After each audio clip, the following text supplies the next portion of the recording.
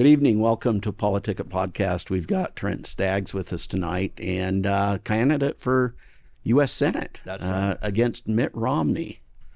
So Absolutely right. Yeah, we're grateful to be here. Thanks so much for the invitation.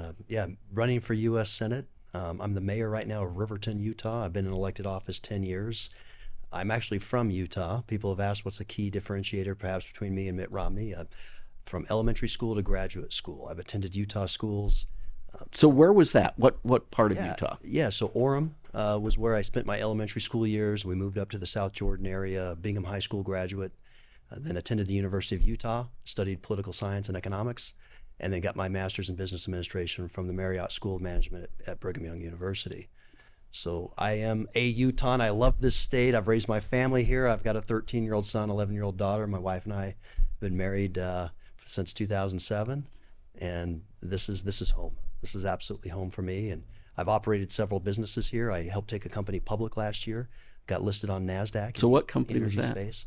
It's called VivaCore, and they have some clean energy technologies, separation technologies that can take soil and oil and separate them. And so they have cleanup work overseas, operated in Vernal, in eastern Utah, with the oil sands out there and creating asphalt cement, and then also down in the Houston region, with some cleanup. So was this a company that you founded, or? It was one that I have been kind of since the outset on the consultancy side and working with management, and they asked me to be on their board and help kind of shepherd that into its public offering on NASDAQ last year. So what are you doing now professionally? Yeah. Right now, I'm focused 100% on my mayoral duties and then running for this office because I realize how much time it's going to take. But professionally, since my MBA's, my graduate degree, I've worked at Morgan Stanley, so I've been in finance. I've owned a nationwide mortgage brokerage company of my own, operated several other businesses in the technology sector. I've also been a consultant and come in and helped ailing organizations kind of get back on their feet.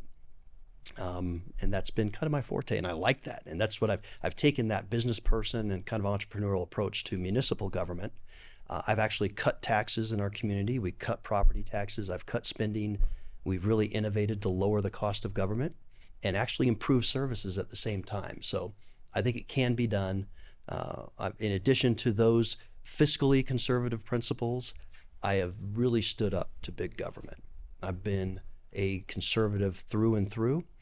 When we were told as a city that we needed to enforce mask and vaccine mandates, I said absolutely not. I gained some notoriety perhaps there, standing up, being one of the few saying we're not going to do this. We've passed resolutions that have supported life.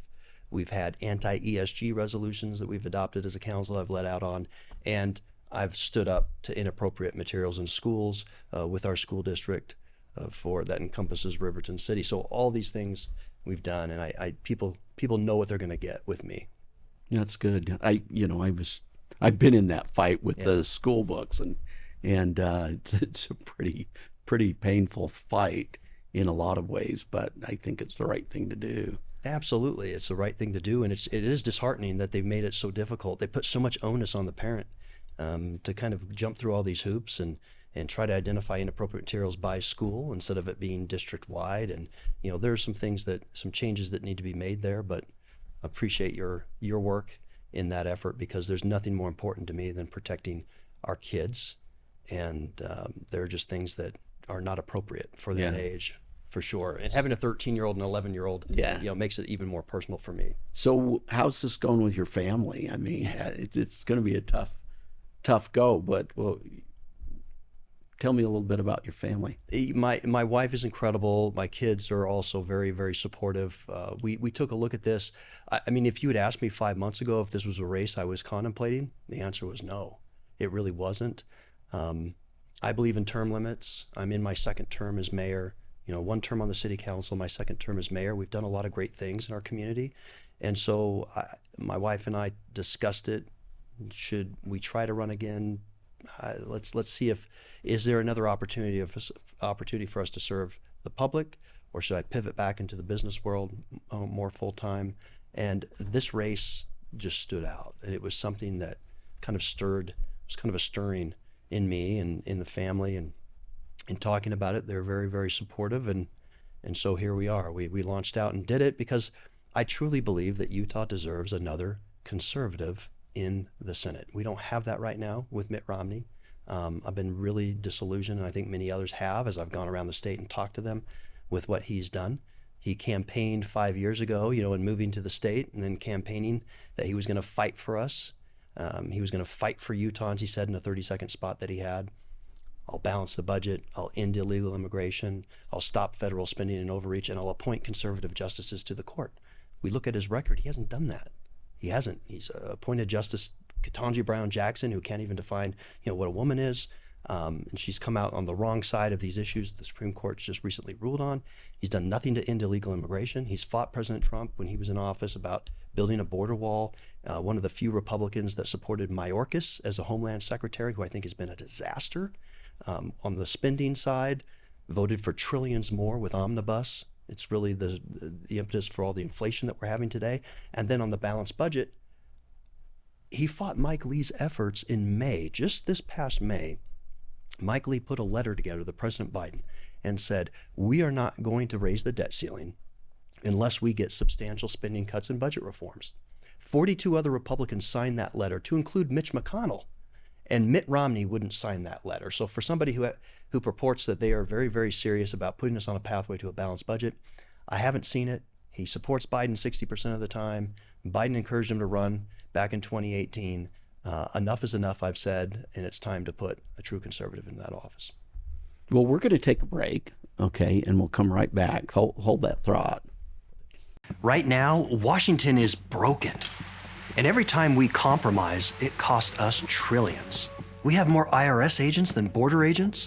And while we're paying $4 a gallon for gas, they're sending our money unchecked to Ukraine. Now we're almost $32 trillion in debt. Enough is enough.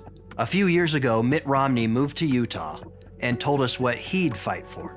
Here's what I'll fight for: to finally end illegal immigration, to put us on a path to a balanced budget, to push back against federal overreach, and to confirm judges who follow the Constitution.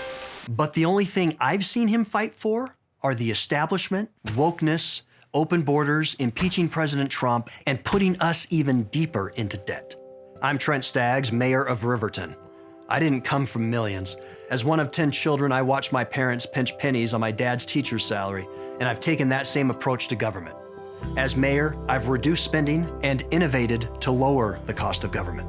Then, in 2020, when we were told to shut down businesses, schools, and churches, I said no. I've got a track record of fighting big government, and I believe we need that same approach in Washington. I'm not a career politician or a Massachusetts millionaire. I'm a mayor, a businessman, husband and father who wants his children to grow up with the same opportunities that I did. And I'm running for United States Senate to make sure that they do.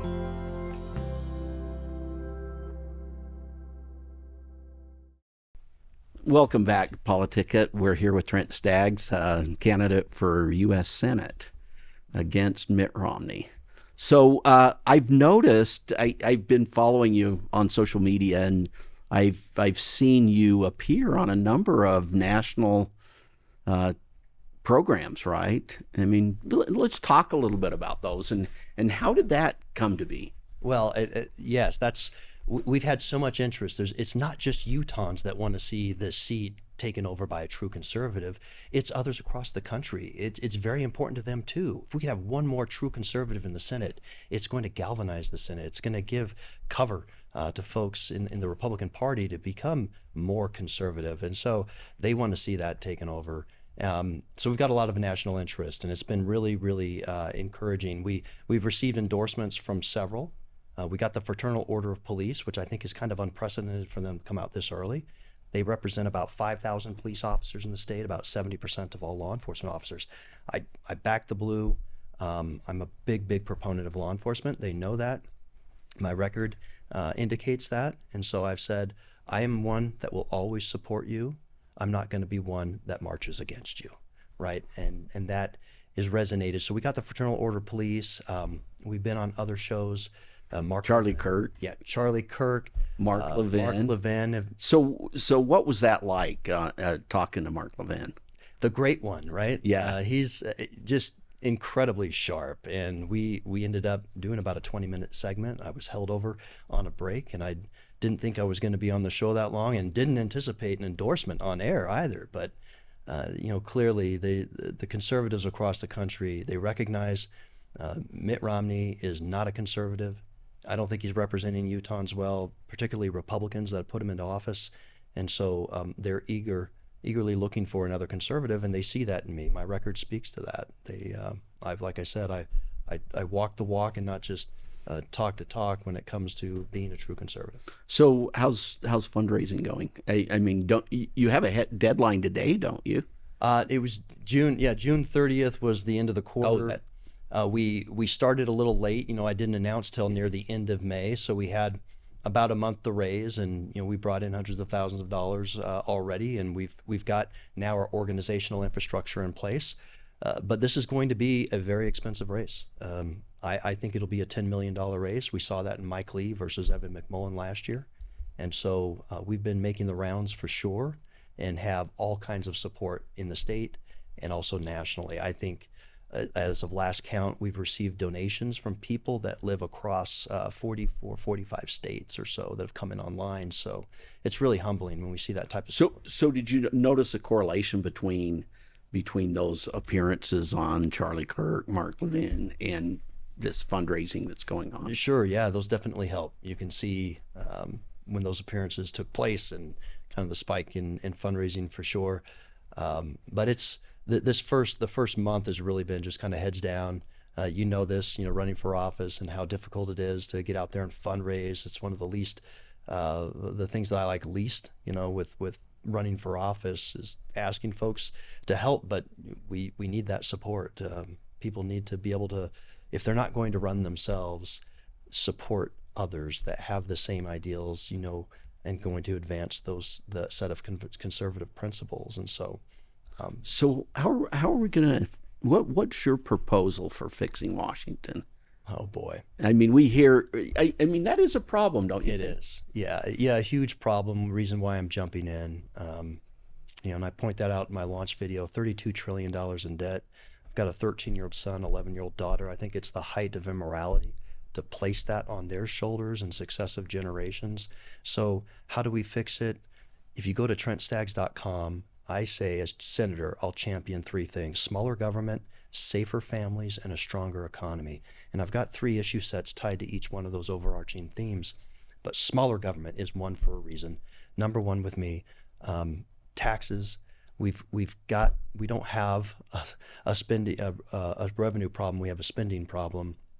It's just out of control today, the amount of taxes that we have. People don't realize that back in 1913, when the income tax was instituted, your first $91,000 in today's money, you paid no tax. And the top marginal rate was 7%, and you had to make the equivalent of $15 million today to be at the top rate. What's happened in 110 years where it's out of control? So we need tax reform, a flat tax or a fair tax. We need to balance the budget. I'm a proponent of a balanced budget amendment. We need to fight hard for that. The regulatory framework, this as a business person too, it is out of control. It costs the average employer about $20,000 per employee just to handle all the regulatory burden placed on them. We have hundreds of agencies that are promulgating all of these rules, and it's just, I speak to business owners that feel they're too small to succeed. I can't afford the army of accountants and attorneys. So the REINS Act that Senator Lee is a big proponent of, to rein in those regulatory agencies, if I just focused on those things, that would reduce the burden of government on the average everyday American, and that would to a large part, that would help fix Washington. Yeah, in the state Senate, we actually have a committee whose job is to look at the rules, the administrative rules that have been put forward, and then decide which ones don't need to be there anymore. Yeah. And it seems like in Washington we could do a similar thing to, having oversight into what these agencies are doing and how they're spending money. And so, without a doubt, what's your plan? Where do we go? Well, we've only got about 9 months to the state convention. I'm not gathering signatures. I am committed to the caucus convention system. And so I am touring the state right now, all 29 counties. I've had events now in several spots, and we're going to continue to go after it and speak directly to delegates and to Yeah, it's tough because those delegates haven't even been chosen yet. So they haven't, but the current set of delegates we're speaking to and other Utahns, and this message is resonating with folks for sure. We're getting more and more support. We're building that coalition. I talked about the endorsements, but I also have several mayors, county commissioners. They love the fact that I'm a mayor. I'm on the front line. They say a mayor's on the front line of governmental overreach, whether it's at the federal and even sometimes the state. I'm sorry, Sid. yeah, no, And that's one think you're it's fighting fine. back on Yeah. too, and the county level. I've confronted all of that, and so that is very, very appealing to folks. They love that local kind of Mr. Smith goes to Washington Yeah. feel. Mr. Staggs is going to Washington, and we're going to beat back on governmental overreach. So we're out of time, but I want you to kind of take one more pitch and look in the camera and tell the public why they should vote for Trent Skaggs for Senate. Well, I've been a lifelong Utahn, and I am committed to conservative principles, and I've demonstrated that in the 10 years that I've been in elected office. People can go back and take a look at my record. I've cut taxes, I've cut spending, I've innovated to lower the cost of government. We need to do the same in Washington, D.C. That's where it's needed the most. That's why I've made the decision to go back there and run. I'm an entrepreneur at heart and a successful businessman, and that's another skill set that I think we need in Washington, D.C. And so if elected as your senator, I'll fight every day to drive at a smaller government, safer families, and provide a stronger economy. That's what we'll do. Very good. Thank you. Thank you. Thanks for coming. Nice conversation. And we'll see you guys next week.